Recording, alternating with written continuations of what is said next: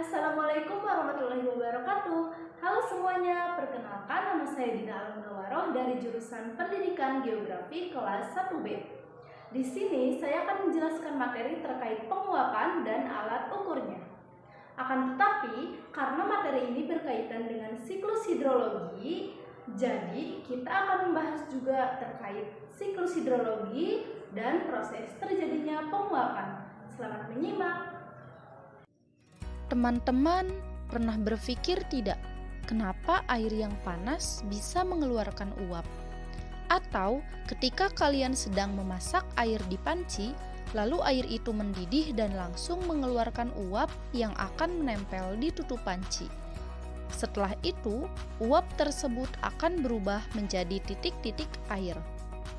Lah, kenapa bisa begitu ya? Ternyata hal tersebut terjadi karena adanya kenaikan suhu ya teman-teman.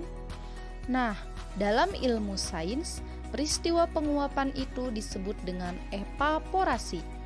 Salah satu contohnya ada dalam siklus hidrologi. Air yang ada di permukaan bumi, baik itu air sungai, rawa, danau, laut, dan lain-lain. Apabila terkena sinar matahari, maka akan menguap dan kemudian berkumpul di atmosfer bumi.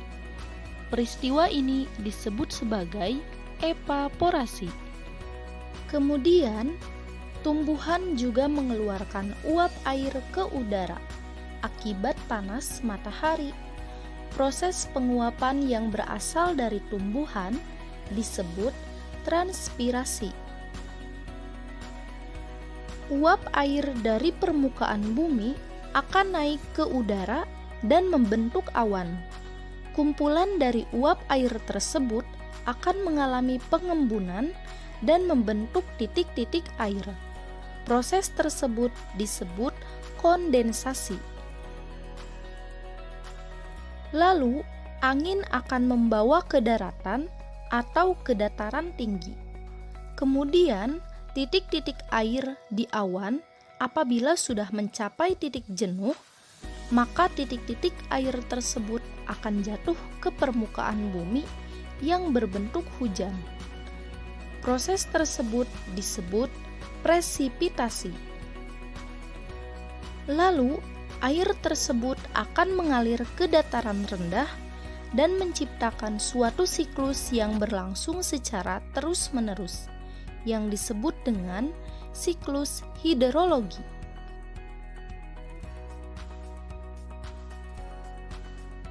Itu dia contoh dari proses penguapan. Nah, setelah mengetahui apa itu penguapan dan proses terjadinya penguapan, kita lanjut ke faktor-faktor apa aja sih yang mempengaruhi terjadinya penguapan. Mari kita bahas ya teman-teman.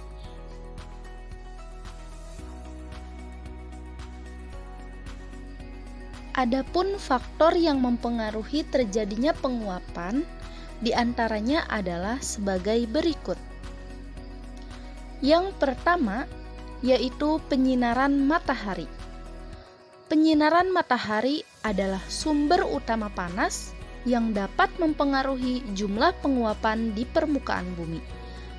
Namun, hal ini sangat bergantung pada letak garis lintang dan juga musimnya ya teman-teman.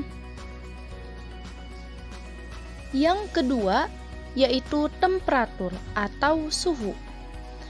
Suhu udara sangat mempengaruhi laju penguapan. Semakin tinggi suhu udara, maka semakin tinggi juga terjadinya penguapan. Semakin tinggi suhu udara yang ada, maka akan semakin tinggi pula energi kinetik molekul air, sehingga lebih banyak molekul air bergerak dalam bentuk uap air ke lapisan udara di atasnya. Yang ketiga yaitu kelembaban udara. Kelembaban udara adalah kandungan uap air yang ada dalam udara. Pada suhu yang hangat, kandungan uap air dalam udara semakin rendah. Demikian juga sebaliknya. Dalam udara terkandung gas-gas dan uap air dari hasil penguapan. sehingga udara memiliki kelembaban udara dan tekanan udara. Faktor yang keempat yaitu angin. Angin adalah pergerakan udara dari daerah yang bertekanan tinggi ke daerah yang bertekanan rendah. Pembentukan arah angin terjadi karena perbedaan tekanan udara di dua tempat yang berbeda. Pergerakan angin disebabkan oleh beberapa hal, salah satunya karena bumi berputar atau berotasi. Udara bergerak karena adanya perbedaan tekanan udara di sekitarnya.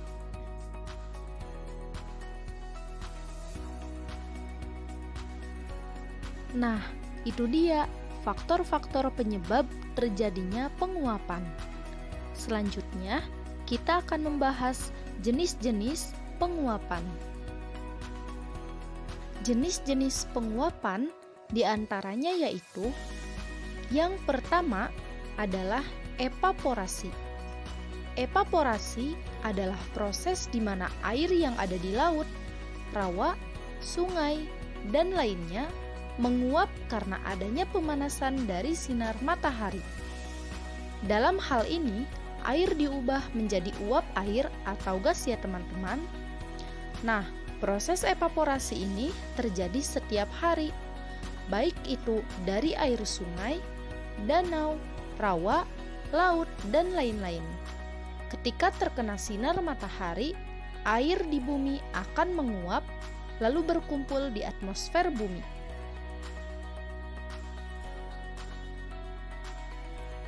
Yang kedua yaitu transpirasi. Transpirasi ini serupa dengan evaporasi.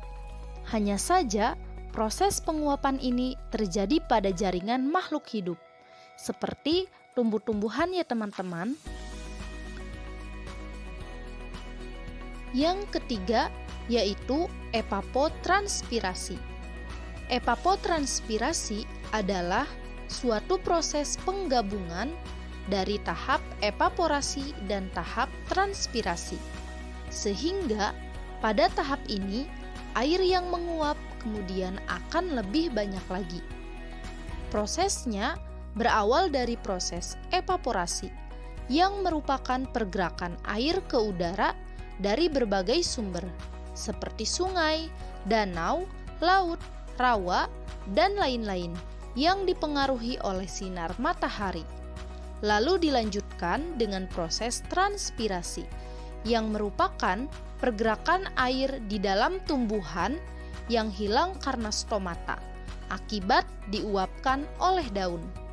Dari gabungan dua proses tadi, maka terjadilah proses evapotranspirasi.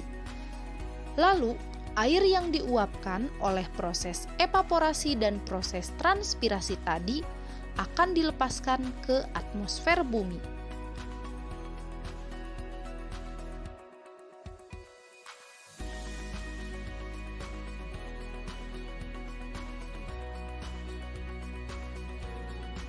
Yang terakhir, kita akan membahas alat-alat yang digunakan untuk mengukur penguapan. Yang pertama yaitu atmometer. Atmometer adalah alat yang digunakan untuk mengukur kecepatan penguapan air dalam udara pada lingkungan tertentu dan waktu tertentu. Satuannya dinyatakan dalam mili atau sentimeter persegi atau menit atau per jam. Alatnya berbentuk tabung yang terbuat dari bahan kaca dengan skala terkecil 0,1 mili. Dan di atasnya terdapat pengait sehingga alat dapat digantungkan. Yang kedua yaitu panci penguapan kelas A. Panci penguapan kelas A berbentuk lingkaran dengan diameter 120,7 cm dan kedalaman 25 cm. Penggunaannya terbatas hanya pada saat curah hujan harian tidak lebih dari 30 mm. Pada saat hujan lebat, pengukurannya tidak bisa dilakukan ya teman-teman, karena airnya bisa meluap. Nah, itu dia materi tentang penguapan dan alat ukurnya. Semoga apa yang saya sampaikan bisa bermanfaat bagi teman-teman semua ya. Semoga apa yang saya sampaikan juga dapat dipahami oleh semuanya. Terima kasih. Wassalamualaikum warahmatullahi wabarakatuh.